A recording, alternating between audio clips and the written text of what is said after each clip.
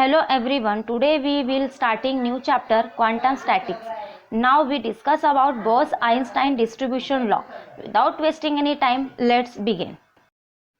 Bose-Einstein distribution law. Einstein state now using this will derive this Bose-Einstein distribution law. Now similar to Maxwell-Boltzmann statistic, we will take the logarithm approximation after we will take its derivative and put is equal to 0, and from that we will derive the both side the distribution law. So let us take its logarithm. So log of, in here this is multiplication, so we take logarithm, it becomes addition, so this changes to summation. Now in here log of this, and we know that log of m divided by n is log of m minus log of n. So this whole thing is in minus log of this and log of so this is what we get after logarithm.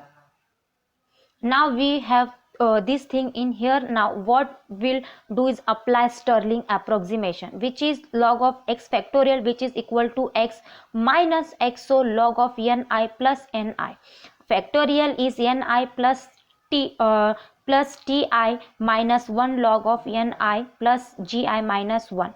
Log of ni factorial is ni log of ni minus ni, but in here this in n minus, so now log of gi minus 1 is gi minus 1 log of gi minus 1 plus gi minus 1, because in here it is minus, that minus will get multiply in here, and here this ni and gi really large number, so we can ignore this minus 1 in here. So since ni and gi very large, we can ignore this minus 1, so we'll ignore those minus 1. Here was di minus, so now look, this is plus and I, this in minus ni, this plus gi, and this in here is minus gi, so this cancel with each other, so give us think. Now what we'll do, take its derivative, so we'll take the derivative of this whole thing in here, and this comes out to be this. Look in here, as we know that gi is not a subject to variation, so derivative of this is 0. So this is first function, derivative of function is here, derivative of g is 0, so we get dhi plus second function this gi plus ni derivative of this, so derivative of log x is 1 upon x, here 1 upon gi plus ni, and after derivative of this thing, derivative of gi is 0 plus derivative ni is d and I, so we have this dhi thing minus, so first function derivative of second function, which is upon ni d and I, applying chain rule is second function and derivative of first function, and here we have minus, so gets multiplied here, and also gi, it's not subject to variation, to derivative of this whole thing is 0. So now is here, look, these two cancel each other, and these two plus dhi and this is minus dhi, so these two also cancel each other, so we have this term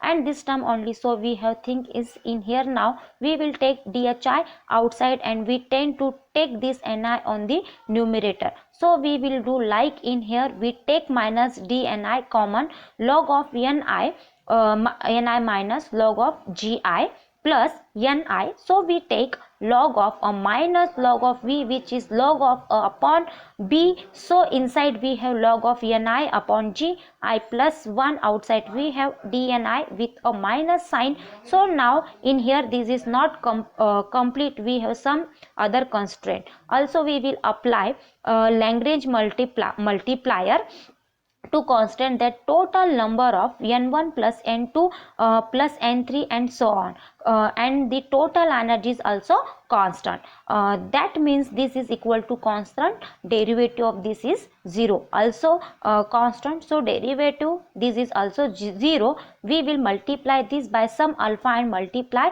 by some beta, add this here, because adding 0 won't change this, and this will help us also take care those different constraints also. So adding this thing in here give us this we added alpha dni, beta ei, dna, which is common outside.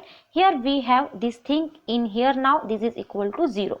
After adding constraint it is equal to 0. So this is 0, then this is inside is thing is also 0.